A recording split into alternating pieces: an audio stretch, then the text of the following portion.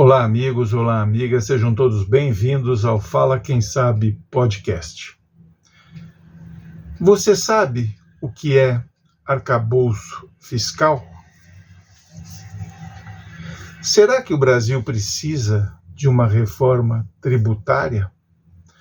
9 meses de governo Lula e os dois assuntos ainda dominam a cena na política e na economia.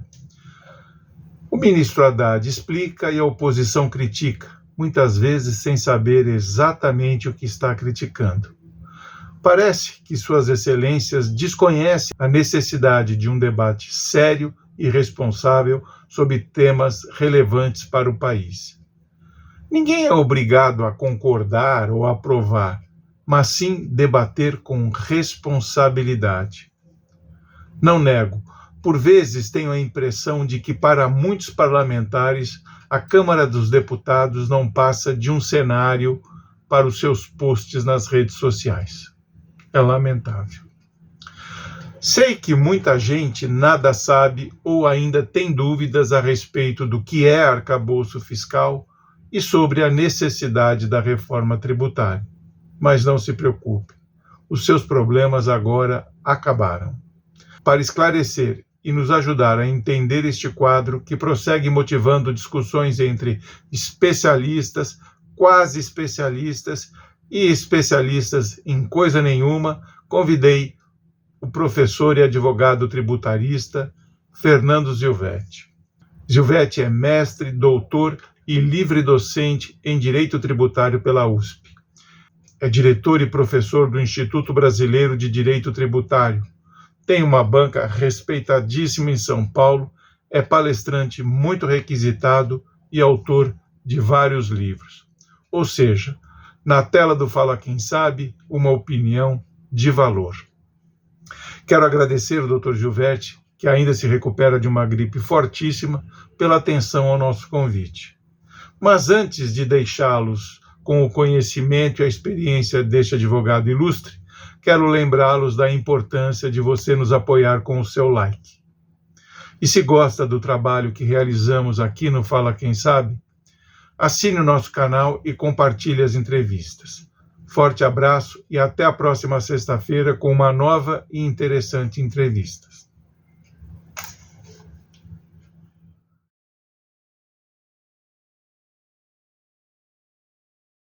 O Brasil está há 10 anos sem crescer.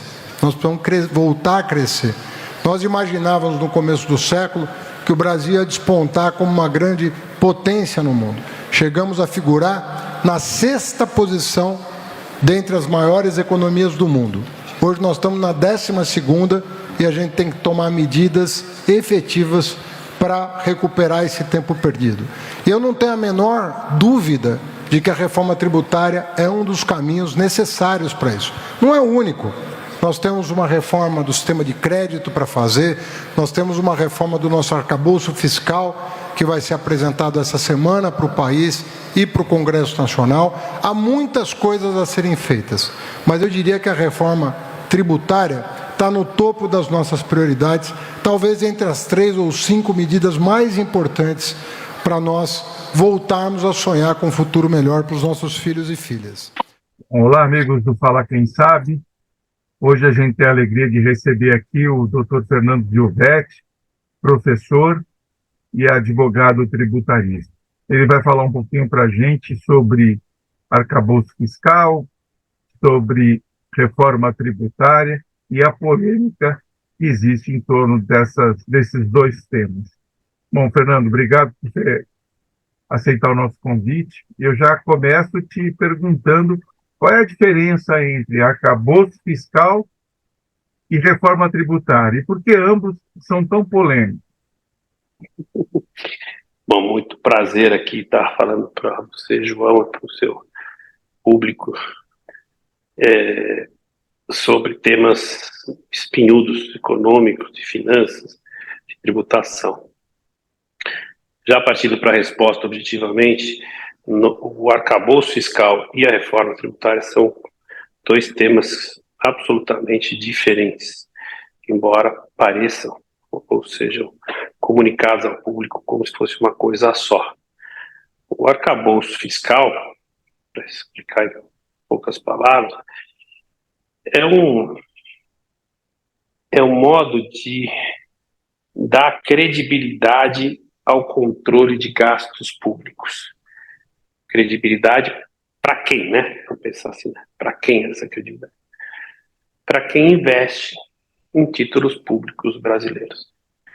Então, é um carimbo de boa-fé que você tem, e com base nesse carimbo de boa-fé, quem compra títulos públicos se sente confortável de comprar, e quem certifica a dívida pública brasileira também se sente confortável de dar aqueles graus de investimento, né? Então, agora o Brasil está novamente no grau de investimento BB mais, BB menos, AA mais, AA menos, né? A gente nunca fica... O que é AA mais? Aquelas provas de criança, né? Então, mas, no fundo, é mais ou menos isso. É uma sinalização para que o mercado financeiro que invista nos títulos públicos tenha uma ideia de, olha, esse é um país que tem controlado sua dívida pública, ou tem parâmetros de controle da dívida pública.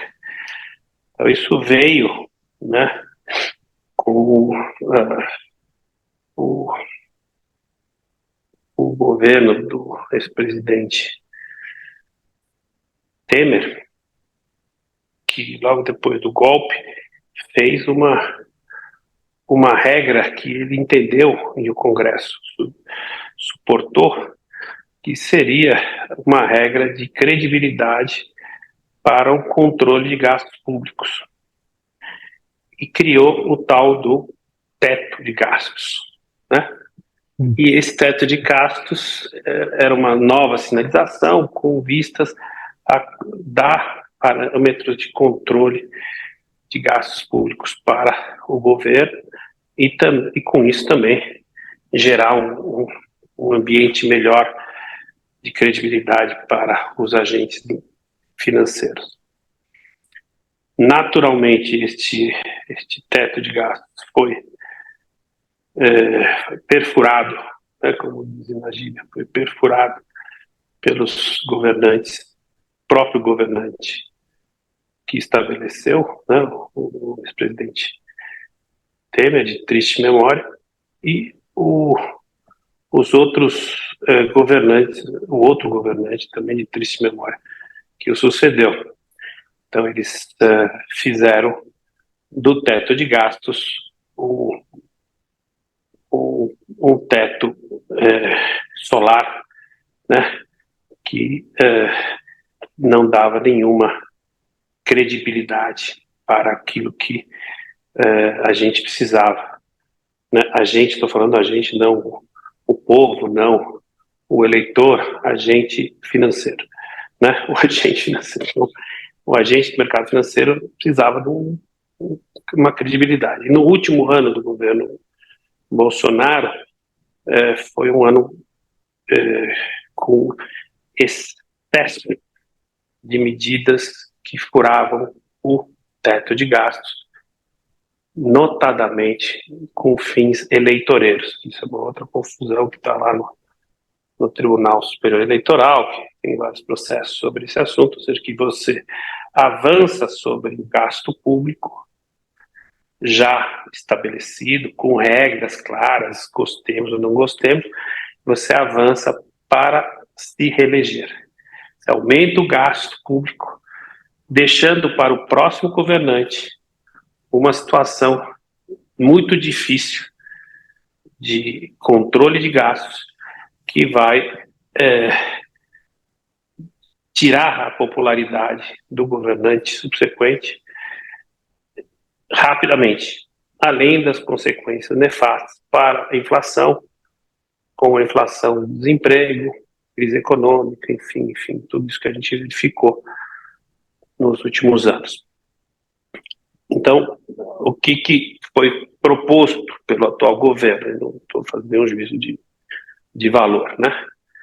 Medidas que sinalizem para o mercado que o atual governo está disposto a trabalhar com o mercado e a captar no mercado recursos que ele precisa para as políticas públicas que ele desenhou.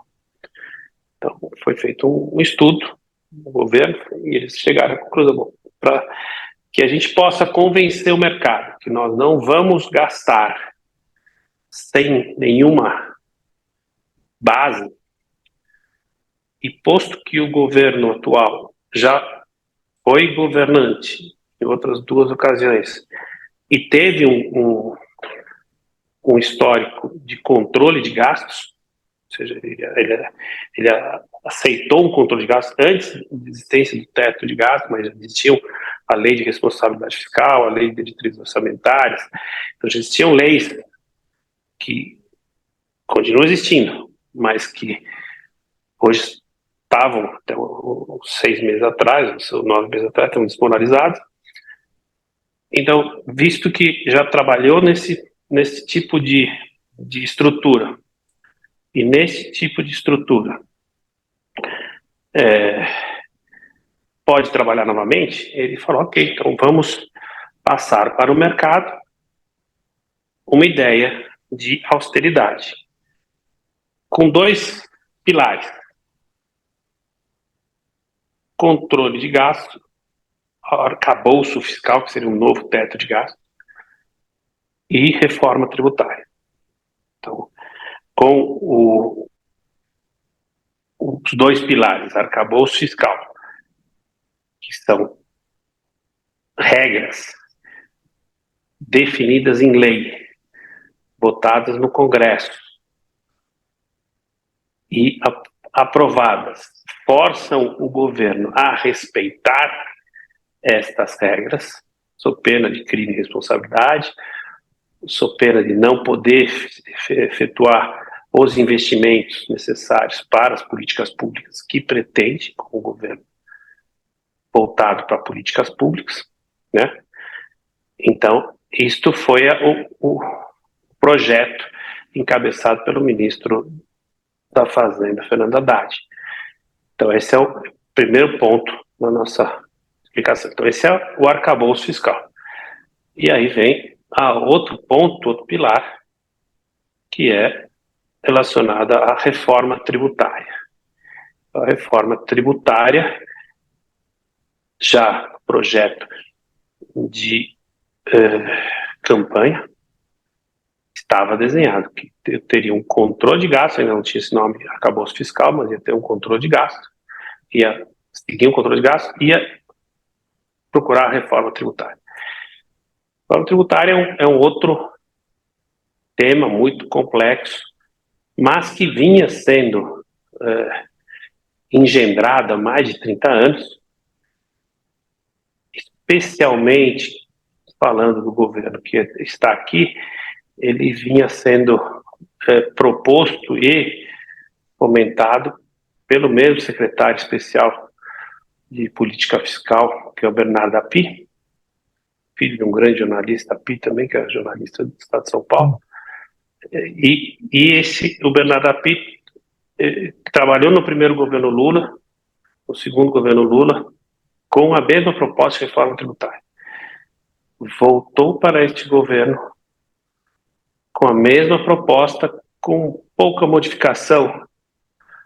Já vinha trabalhando no governo anterior, Bolsonaro, Congresso, tentando levar adiante a reforma tributária, mas não encontrava eco dos parlamentares. Neste Congresso atual, foi abraçada a causa da reforma tributária pelo presidente do Congresso, que não é nem do partido do atual governo, nem do partidos de esquerda, é o Partido Conservador, mas ele já vinha sinalizando que ele ia abraçar essa causa, tão logo o governo atual a apresentasse. E ele fez exatamente o que foi combinado, ele aprovou a reforma tributária. Então, assim como aprovou o arcabouço fiscal.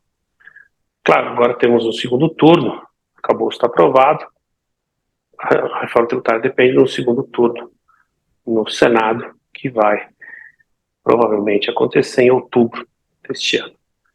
E até o final do mês de outubro deve ser votado conforme previsto pelo Senado Federal. Se não houver modificação, é aprovado e sancionado pelo presidente da República. Se houver modificação, tem que voltar para a Câmara dos Deputados para que seja discutida a modificação que for feita ou rediscutida. Mas a reforma tributária, basicamente, que está no Congresso, é uma reforma tributária que visa agregar impostos e contribuições sociais. Então, ela agrega, transforma os tributos federais num tributo só federal e transforma os tributos estaduais e municipais, todos sobre o consumo, em um tributo só de competência da União. Então, transforma tributos federais, que seriam imposto de produtos industrializados, o PIS e a COFINS, um tributo só, que é contribuição, né? Uma contribuição sobre bens e serviços chamada CBS. E o outro tributo, que é agregação de ICMS e ISS, num imposto só chamado IBS, Imposto sobre Bens e Serviços. Claro que, como toda reforma tributária, sempre traz pendurada, né? A gente acha que vai ficar mais fácil e acaba ficando mais difícil. Então a gente fala, mas quando transformou tantos impostos em só 2, que bom. Mais ou menos. Porque trouxe também um imposto sobre bens e serviços, trouxe um imposto, uma contribuição sobre bens e serviços, e trouxe um imposto seletivo, que é o chamado imposto sobre o pecado, né? Eu gosto desse termo, imposto sobre o pecado, como se existisse uma definição de pecado, né? O pessoal também gosta de inventar moda. Então, esse imposto sobre o pecado, basicamente, é para incidir sobre álcool, tabaco, doces e produtos tóxicos, que levassem defensivos agrícolas, né? Então, é um tributo absolutamente regressivo que vai incidir sobre a cachaça, a cerveja, o pãozinho doce, né, o brigadeiro, tudo aquilo que o pessoal gosta, né? Então, né, os doces, os produtos que eles chamam multiprocessados, né, que são o salame, a mortadela, né, presunto, aquilo que o pessoal gosta de comer acompanhado de uma bebida alcoólica.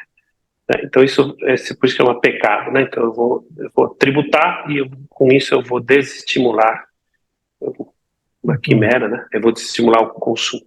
Então, na verdade, você teria uma transformação de 5 tributos em 2, mas agora não são mais 2, são em 3. Então, você vai ter 3 tributos, 2 que são sobre valor agregado e um que não é sobre valor agregado, um tributo que é sobre o preço do produto, ou seja, altamente regressivo. Então, esse é o atual estado da arte da reforma tributária. Pode mudar, pode ser que caia esse tributo, esse imposto sobre o pecado, pouquíssimo provável. Deve ser aprovado no Congresso, no Senado, desculpe, da mesma forma que passou pela Câmara dos Deputados, ou seja, sem nenhuma alteração. Minha expectativa. Então, pelo que eu entendi, o arcabouço é mais uma ação de imagem, né? de credibilidade, de restaurar a credibilidade do governo, do país. Né? Isso. E a reforma tributária, ela visa simplificar a cobrança do Estado, quer dizer, não houve uma redução de valores, de percentuais, mas sim uma simplificação para pagamento e cobrança. Sim. Eu posso dizer o seguinte para você, que o arcabouço fiscal é uma sinalização para o mercado financeiro. E a reforma tributária é uma sinalização para o investimento externo e o investimento de grande valor agregado nas grandes empresas. Por quê? Porque existe uma reclamação em relação ao Brasil, isso é um fato, isso não é nem política ideológica, que o Brasil é um país que vinha descumprindo regras fiscais de austeridade há mais de uma década.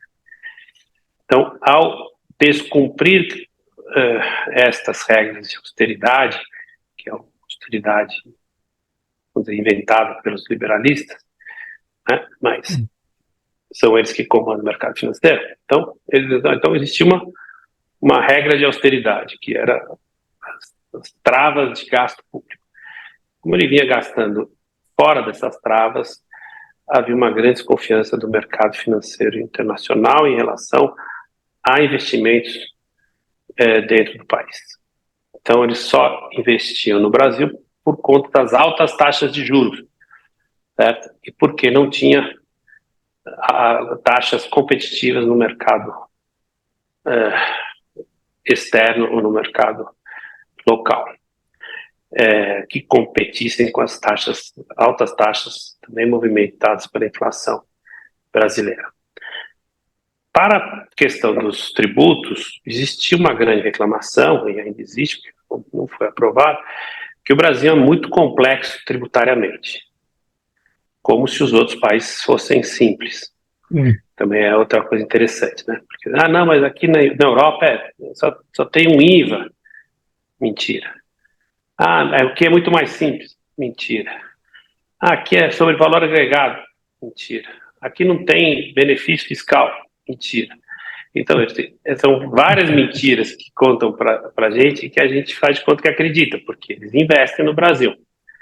Então, no final de contas, o que o Brasil está fazendo é agradando agentes externos para que os agentes externos não torçam tanto o nariz quando um brasileiro vai vender o Brasil a eles para investimento. Então, quando o atual presidente viaja para o exterior para defender o Brasil, ele é muito bem recebido por diversas razões, né? É um populista, é um cara muito bem relacionado, muito respeitado fora do Brasil.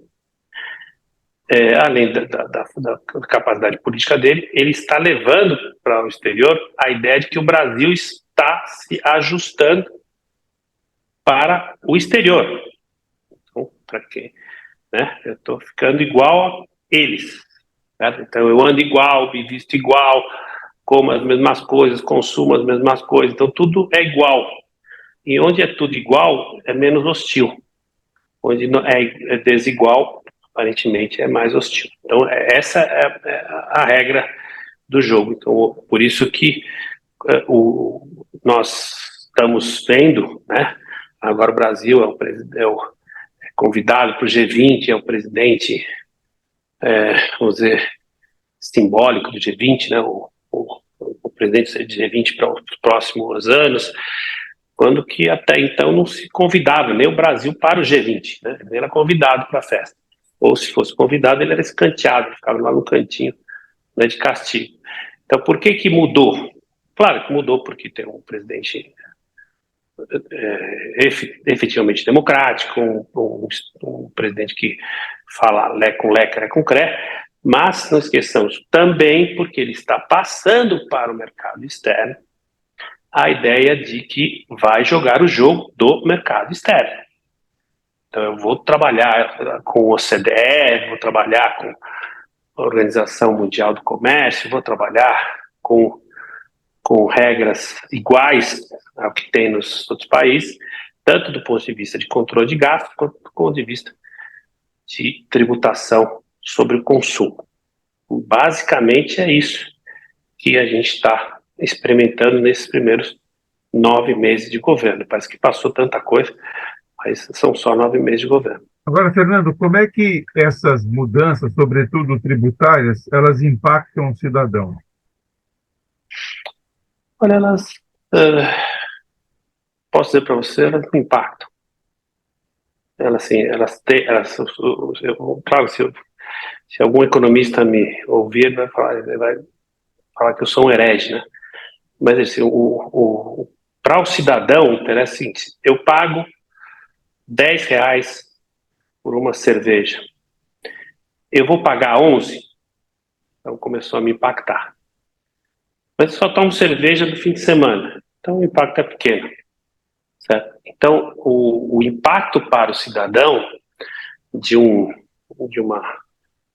medida fiscal, né, só pode ser sentido se a gente levar em consideração que a tributação é muito regressiva. Então, assim, mas vai haver uma grande queda no preço, que é o que os reformistas dizem. Vai aumentar muito o PIB. Aumentar muito o PIB significa o quê? Vai aquecer a economia? Isso vai gerar mais empregos? Vai gerar mais riqueza? Então, claro, se isso for o resultado da reforma tributária, muito bom, né? Agora, qual é a garantia que o cidadão tem que isso vai acontecer? Nenhuma. A mesma coisa que é falar assim, mas com o arcabouço fiscal, tudo, vai ter um grande aquecimento da economia? Qual a garantia que isso vai acontecer? Nenhuma. Mas, assim, a ideia da reforma tributária, que foi plantada, né, pelos defensores da reforma tributária, é uma ideia boa. Eu vou simplificar os tributos e, com isso, a vida do cidadão vai ficar mais fácil. Para não ser injusto, né, para não ser tão cético assim, eu diria que a única medida que tem um efetivo impacto sobre a camada da população consumidora mais pobre é um instituto que eu venho estudando pessoalmente, que eu gosto muito, e que é ideia dessa reforma, principalmente da equipe do Bernardo Api e do ministro Haddad, que chama cashback. Então, veja, se eu ganho até um determinado valor e eu não tenho condição de sobrevivência, se eu tiver que pagar os impostos sobre o que eu consumo, então eu não tenho o que a gente chama de mínimo existencial. Até já escrevi sobre isso. Então, se eu não tenho mínimo existencial, eu não posso pagar tributo sobre o consumo. Mas como é que eu estou pagando se eu compro uma lata de, sei lá, sardinha, eu compro produtos fora da cesta básica, e eu estou pagando imposto sobre isso. Então, eu tenho que me restituir. Daí vem o cashback. E a ideia que está sendo desenhada, já foi aprovada, né, mas ainda vai ter regulamentação por lei complementar. E se seguir o modelo uruguaio, por exemplo, que é um bom modelo, quando eu estiver comprando no supermercado, no mercado, na padaria, no bar, na farmácia, produtos que oneram minha sobrevivência, e eu estiver cadastrado no programa, que pode ser um programa de renda mínima, um programa de atenção, projeto de atenção às camadas mais pobres da população, tanto faz o nome, né? Mas que eu uso esse nome, programa de renda mínima, que é o programa do deputado, hoje deputado eterno senador Eduardo Suplicy, que teve essa brilhante ideia, levou adiante. Então, se eu estou inscrito num cadastro de benefício social de renda mínima, no momento que eu compro produto e eu sou uma pessoa desprovida de renda, eu recebo de volta o imposto. Então, se está lá o imposto, paguei na cerveja R$10, cerveja não é um bom exemplo, porque está na tributação, não estaria beneficiada, mas se eu comprar, sei lá, um litro de leite, um chocolatado, meu filho e tudo, e estiver inscrito nesse programa, supondo que eu gaste R$50 e eu tenha pago lá R$5 de imposto. Então, já me devolve os R$5. Então, eu só pago 45. Então, esse é um programa muito interessante. E aí, é preciso ser justo nesse aspecto, é o grande contributo para quem não tem renda no Brasil e que até hoje não foi eficientemente beneficiado, seja por cesta básica, seja por redução de impostos. Então, não é suficientemente beneficiado. Então, se isto funcionar como parece que vai funcionar, porque tem mecanismo, no Brasil tem mecanismo tecnológico para isso, vai fazer uma grande diferença. Mas não é a reforma do imposto em si, né? É importante se dizer, não é a reforma do imposto antes era ICMS e viria ISS, ou IBS. O grande contributo vai ser o cashback, que podia ser também no outro sistema de ICMS, era só devolver. Certo? Mas não vamos tirar o mérito, pelo amor de Deus, de quem está fazendo algo tão valioso, e também não tira o mérito de quem está voltado para a reforma tributária, porque está tentando melhorar, né, o sistema que não é bom. E quando que será votado isso? Dizem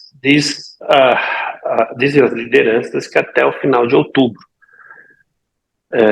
porque o ano que vem vai ser ano eleitoral municipal, então se passar de outubro, entrar em novembro, vai ficar mais difícil, e em dezembro ninguém vota, fica para o ano que vem. Então é importante que as lideranças partidárias tenham esse compromisso de passar a reforma tributária de algum jeito até outubro deste ano. Agora, quanto à reforma tributária, Fernando, como é que o mercado está reagindo? Olha, um mercado interessante, né? O mercado ele reage bem na sexta-feira, reage mal na segunda-feira, reage mal na segunda-feira, reage bem na sexta-feira. Ele tem um comportamento um pouco, pode ser um pouco nervoso e um pouco incoerente. Mas, de modo geral, o mercado recebeu muito bem essas duas mudanças, mudou o humor do mercado, né? Só chamo de Faria Limers, né? Então mudou muito o posicionamento do mercado em relação ao atual governo. Eles eram muito hostis, passaram a ser menos hostis e hoje estão até, de uma certa forma, amistosos em relação ao que está acontecendo. Ainda são muito céticos e por isso às vezes mudam de humor com relação ao arcabouço, porque o ministro Haddad noticiou que ele ia ter um déficit zero ano que vem, então já começou a receber pedrada de vários economistas liberais, dizendo, não, isso aqui é uma mentira, que é uma mentira, que é uma mentira, que é uma mentira. Mas, veja, é uma proposta de gasto público, certo? Então, quando eu faço uma proposta, precisa ver de onde eu vou tirar esses elementos. Então, os elementos do arcabouço fiscal foram aprovados pelo Congresso. Se eles são bons, se eles são ruins, se eles são fantasiosos, é muito difícil haver uma previsão. Mas, da onde virão as receitas, né? Justamente a questão que tem a ver com a reforma tributária. Da onde virão as receitas? Virão da reforma tributária? Muito difícil, porque a reforma tributária tem um período de adaptação de 50 anos. Tem um período de adaptação do sistema novo com relação ao sistema antigo de 50 anos. Mas vai ter uma modificação, alguma parte da reforma tributária vai começar a vigorar o ano que vem, mas bem pequena. Mas já vai existir uma sinalização de que tem uma reforma tributária, tem um novo imposto, tem uma nova estrutura fiscal. Então, como o mercado trabalha com expectativa, ele vai ter que mudar a expectativa. Expectativa de grande inflação e baixo PIB em 2023. Todos os agentes financeiros diziam assim: entrou o governo, vai ter uma grande inflação, vai dar tudo errado e vai ter um PIB muito fraco. O PIB era de 1%, agora já está de 3%, né? E a inflação, que era 12%, agora está em 5%, com um viés de 4%. Então, veja, alguma coisa deu errado nessas expectativas. Como sempre, né? Então, assim, criam-se expectativas baseadas em ensaio, por isso que os economistas fazem isso, eles fazem ensaios, é uma realidade absolutamente ensaística, que chama de estocástica, né, que é baseada em índice, né? Então, eu crio de realidade, monto o meu índice, monto meus gráficos para cá, sobe para lá, desce para cá, faz curva, tudo beleza. É ensaístico, mas em 9 meses virou da água para o vinho. Então, o PIB, que era de 1%, viés de baixo, agora é 3% com viés de alta. E uma inflação que era altíssima, 12%, agora está em 5% com redução. Então, isso muda muito o humor. Então, o humor do mercado mudou, e se não tiver nenhum fator externo de grande depressão, como também se dizia, que a China ia quebrar, que a China era o Japão da hora, né? Então, a China ia ser o novo Japão com um problema imobiliário terrível.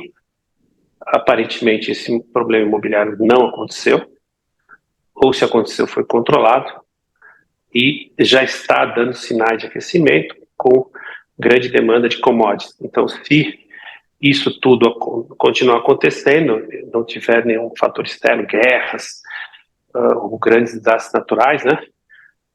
A expectativa é que a economia mundial continue crescendo, e se ela continuar crescendo, vai continuar demandando commodities brasileiros, e a economia brasileira vai crescer também. Então, essa é uma expectativa hoje, né, dia 12 de setembro de 2023. Mas o problema estrutural do governo foi tratado. Isto ninguém tira do atual governo, goste do governo, não goste do governo, seja de direita, seja de esquerda, de centro, o que for, o governo levou adiante o que prometeu, e o Congresso votou o que tinha que votar. Então, goste do Congresso, não goste do Congresso, ele fez a parte dele. Então, Poder Executivo e Poder Legislativo agiram conforme esperado, que dá essa margem de confiabilidade para as próximas questões. Agora, Fernando, o governo, obviamente, ele precisa de recursos para cumprir essas metas todas. Você não acha incoerente, com tantos setores, ainda com desoneração fiscal? Bom, assim, o que acontece? Desoneração fiscal é outra palavrão, né? Os setores têm desoneração fiscal, tal. Eu diria, se eu for à França e olhar para uma vaca, eu faço esse exemplo em classe, até o chifre é subsidiado. Então, eu tô falando, mas então vá para os Estados Unidos. Eu vou para os Estados Unidos, vou lá para a Flórida, ver um laranjal, não tem uma folha da planta de laranja que não seja subsidiada. Então, veja, são benefícios fiscais. Então, o que acontece? As economias do mundo são altamente subsidiadas, principalmente na Europa. A Europa é as economias mais subsidiadas. A China, subsidiada. A Índia, subsidiada. Então, do G20, não fica um que não seja adepto a subsídios fiscais. A gente precisa pensar o seguinte: então, o subsídio fiscal é um problema, e esse é um discurso político muito perigoso, porque aqui ele é levado a uma discussão falando assim, não, o Sudeste não é subsidiado, porque quem é subsidiado é o Nordeste. que é outra mentira. O Sul é subsidiado até o osso, certo? O Sudeste também. O Centro-Oeste, idem. Então, não tem estado no Brasil que não seja subsidiado. Mas dos subsídios vivem várias economias, boas ou ruins. A questão é, existem subsídios bons e subsídios ruins. Existem subsídios necessários e subsídios desnecessários. Então, o subsídio leva a uma distorção, porque, veja, eu só uso aquele exemplo do condomínio, né? O cara do condomínio não quer pagar condomínio, então ele vira síndico, ele não paga mais condomínio. Então ele não paga condomínio porque ele está trabalhando como síndico. Aí o pessoal, não, mas você tem um subsídio, eu estou pagando para você não pagar. Veja, mas você quer ser síndico? Então você também entra aí, sai, você não paga. Então tem uma condição de subsídio. Agora, um subsídio injustificado, claro, ele é danoso. Agora precisa ver que subsídio que é. O pessoal fala muito mal do agro, né? O agro é muito subsidiado e tal. Eu não sei de onde vem essa ideia, porque, veja, o agro, ele é subsidiado no mundo inteiro. Agora, tire o subsídio do agro, mas vai tirar daqui e vai continuar de lá? Então, assim, eu tiro o subsídio do leite no Brasil, o leite é subsidiado, e vou manter o subsídio na França, os caras vão vir para cá, vão trazer todo o produto para cá, e não tem mais produção de leite aqui, que quase aconteceu no passado quando tiraram o subsídio do leite. As grandes empresas francesas vieram todos comprar os laticínios aqui quebrados, porque eles quebram, né? Não tem subsídio. Então, mas então você é a favor do subsídio? Não, não é questão que eu seja a favor ou contra. É preciso olhar que tipo de subsídio a gente está trazendo, que tipo de benefício fiscal é esse, se é para a empresa, se é para a pessoa física. Porque, no final das contas, as economias trabalham com isso, é parte da política fiscal, né? Vai lá o cara fala, olha, eu estou fazendo uma fábrica, estou empregando lá tantas mil pessoas, eu quero um benefício fiscal, quero um regime especial privilegiado. Ok. Mas ele vai lá e instala uma fábrica toda automatizada, não emprega uma pessoa. Olha só a pessoa que é o vigia que aperta o botão. Então aí é um subsídio injustificado. Precisa ter uma série de requisitos. Agora, Fernando, não sei se eu respondi. Respondeu. Agora, para a gente finalizar, qual é o impacto disso tudo na economia brasileira? Porque essa urgência tão polêmica, todas essas medidas que foram tomadas no início do governo. Quer dizer, qual é o reflexo disso na economia? Veja, existe uma urgência porque nós tivemos um grande ataque à democracia.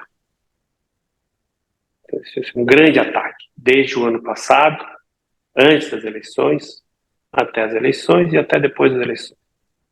Então, existe um grande ataque à democracia. Então, um ataque realmente às instituições, à democracia mesmo. Então, um movimento muito forte da extrema-direita e de forças conservadoras contra a democracia. Precisava dar uma resposta.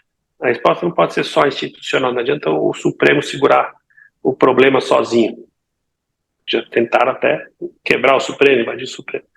Então precisava ter um apoio externo que veio, mas precisava, para manter o apoio externo, com a política que é assim, né, que determinadas medidas que não vinham sendo tomadas há muito tempo, que sinalizassem seriedade de propósito, fossem tomadas. Então foi feito um pacto, vou colocar um pacto não escrito, aparentemente fez um pacto. Olha, você vai ter todo o nosso apoio, mas, por favor, traga alguma coisa para que a gente consiga dizer, olha o que foi feito. Está tudo sendo feito bem feito. Está tudo sendo feito respeitando as regras. O Congresso está trabalhando, as instituições estão trabalhando, o Executivo está trabalhando, o Legislativo, o Judiciário está trabalhando, a economia está trabalhando. Então, veja, este foi o que nós seguramos. Então, nossa comunidade internacional endossou para segurar o ambiente que está sendo julgado hoje pelo Supremo de golpe de Estado, tem outra expressão. Então, acho que é importante que se diga. Agora, claro, isso não é um cheque em branco, também ninguém garante que o ano que vem vai estar tudo uma maravilha, ou outro ano, você não vai ter problemas de corrupção, você não vai ter problemas de controle político, você não vai ter problemas de qualquer ordem. Mas por que a pressa? Porque foi visto o que aconteceu. E essa pressa não foi minha, foi a pressa de todos, né? Todos aqueles que estão envolvidos no processo democrático. E, aparentemente, quando aconteceu a aprovação da reforma tributária e do arcabouço fiscal, trouxe um grande alívio. Falou, olha, podemos respirar, o governo de esquerda não vai ser um governo descontrolado, que vai sair gastando tudo que tem, sem nenhuma sinalização de austeridade, esse nome feio aí, né? Mas são elementos da democracia, elementos do jogo democrático, sempre lembrando que também no passado se atentou contra a democracia num governo também de esquerda, supostamente porque o governante estava descumprindo regras fiscais, que nunca foram comprovadas, mas foi montado todo um circo para dizer assim, olha, estamos tirando a presidenta X porque ela descumpriu regras fiscais. De fato, ela descumpriu. Mas só que isso não deveria levá-la à perda de cargo. Então, esse golpe que foi praticado por ela, não tem outro nome, foi praticado com ela, foi um golpe parlamentar, por perda de apoio. Mas por perda de apoio porque houve um gasto. Mas tudo isso foi uma organização política de A ou de B? Não interessa. Hoje já não tem mais sentido ficar discutindo isso. Mas não pode esquecer, isto aconteceu. Para que não se atreva a dizer que possa acontecer novamente, vamos fazer um pacto de controle de gastos públicos e de reforma tributária? Então, mais ou menos é a minha leitura. Não sei se está certa, se está errada, mas é uma leitura que eu faço como professor, mais que um professor que estuda finanças públicas e direito tributário. Tá joia, doutor Fernando. Agradeço a sua explicação, elucidou bastante coisa. Eu acho que quem não sabia agora ficou sabendo, né? Com muita clareza, com muito didatismo, como um bom professor. Eu agradeço a sua participação e estimo as melhoras, né? Que essa gripe o abandone de vez, sem deixar saudade. Eu também. Então, firme nesse propósito. Obrigado pelo convite. Sempre que você quiser, estarei de volta para explicar esse ou outros problemas mais ou menos simples, né? Que a gente tenta trazer para os alunos, tá? Tá joia. Obrigado. Um grande abraço. Outro, tchau.